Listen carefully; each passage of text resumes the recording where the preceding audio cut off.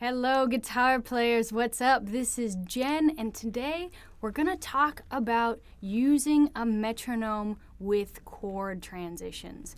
I find that with my students, a lot of people don't know how to utilize the metronome for their benefit.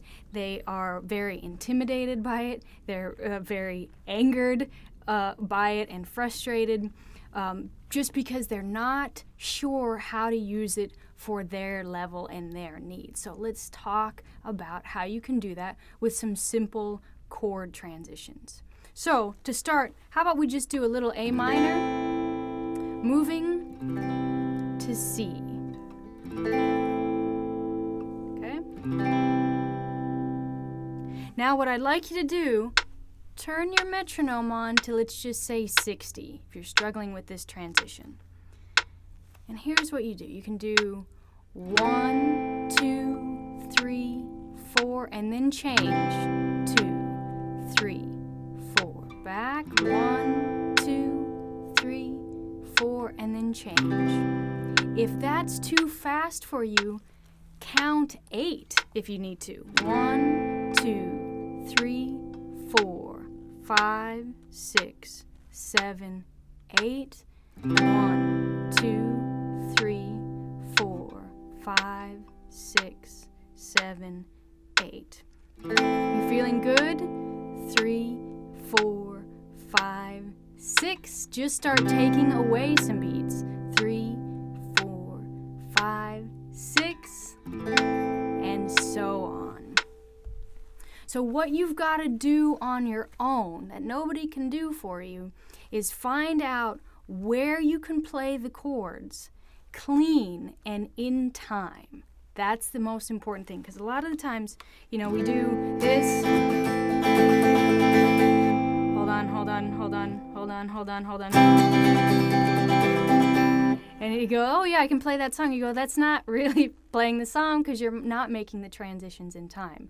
So it's important that you focus on your fretting hand and getting it to move when the metronome is telling it to move.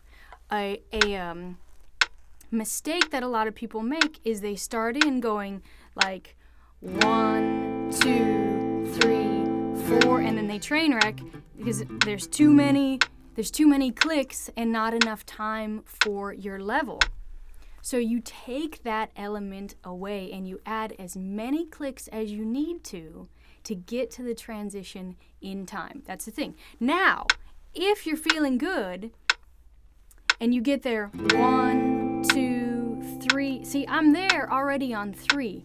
Don't go early just yet. Remember, stay in time. So 1, 2, 3, 4, and 1, 2, 3, 4, 2. Even if you can go faster, get comfortable with letting the metronome guide when you change. So let's talk about that with maybe a more difficult transition. How about we do A minor to an F bar chord? I like that because a lot of people struggle with getting bar chords in time, especially when there's like one in the progression where you have something like A minor, C, G, and then this damn bar chord that just pops in out of nowhere, and you're like, yeah, I'm rolling, I suck, I don't want to play this bar chord, I don't want to do anything. So let's do 1, 2, 3, 4, and then change. 2, 3, 4. 1, 2, 3, 4. Get your fingers in place and change. And it's okay for now if you do 1, 2, 3, 4, 1, 2, 3, 4. It doesn't have to ring out as much as mine is. You're just trying to get there at the 1. So let's do that chord progression, the A minor, C, G to F. Using this, let's make it a little bit slower. Let's go to 50. Here we go. Staying in time, follow along. 3, 4. 1, start moving. 3, 4, plant. 1, 2, 3, 4, get there. 1, 2, 3, 4. Now see if you can hold it a little bit longer. 4, 1, 2, 3, 4. That sounds a bit more musical, but again, we're just working on your fretting hand, getting there in time. Then, as you feel more comfortable, you push the metronome. Now we're at 70. 1, 2, 3, 4. 1, 2, 3, 4. 1, 2, 3, 4. 2, 3, 4. And then let's push the metronome and take out some beats. So we've got 100 here.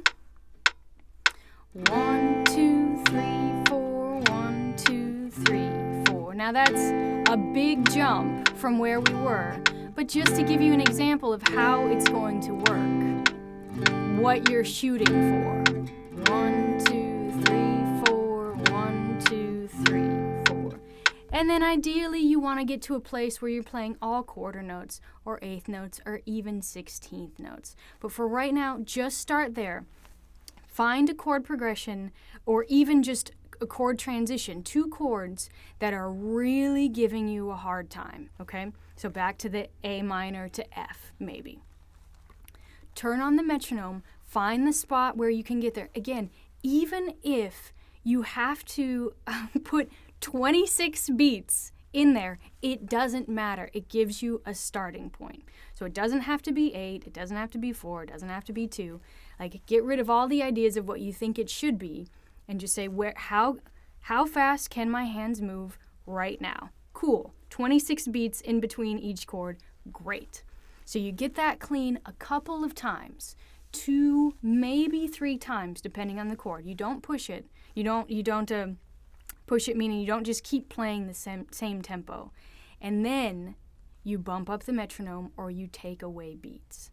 That's the most important thing, is you got to force your fingers to go faster.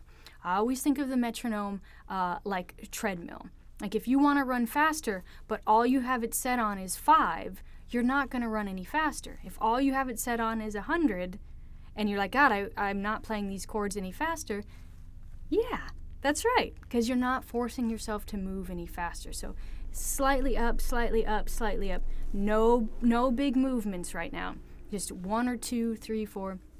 Then log your tempos so that when you come back to the instrument, you know, oh, yeah, I left off at 100, and I'm going to start there. Oh, I got to 109. Okay, I left off there, and so on. So you're very organized with where your metronome markings are. It's really, really important. I can't stress enough how this will change your playing for the better. It'll make you a faster player, but remember, clean. Clean, clean, clean. There is no point to say, oh yeah, I have it at 100 when you're doing something like 1, 2, 3, 4, 1, 2, 3, 4, 1, 2, 3. That's not at 100. It has to be clean, and I know that you guys know when it's clean for yourself. Trying to think of any other tips. Record yourself. That also helps.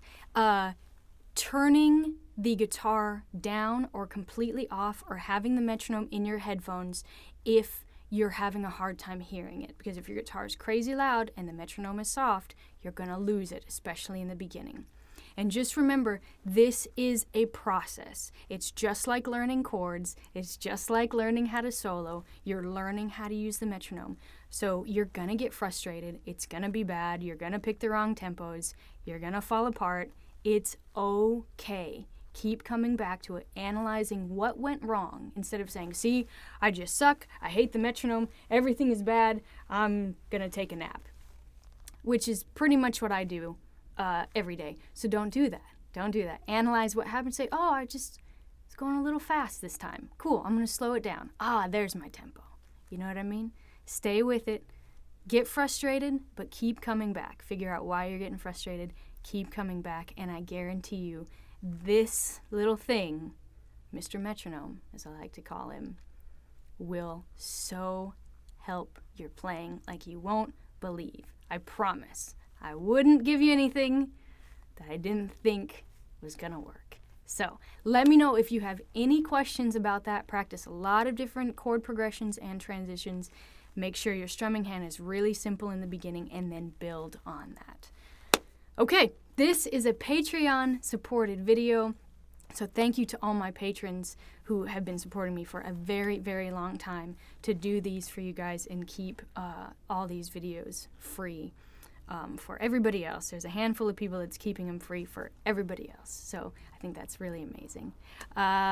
If you want to learn how to support, then go to www.patreon.com/JenTrani and find out how you can help keep these videos going. And that is it. Say goodbye to Mr. Metronome for now, but not for too long.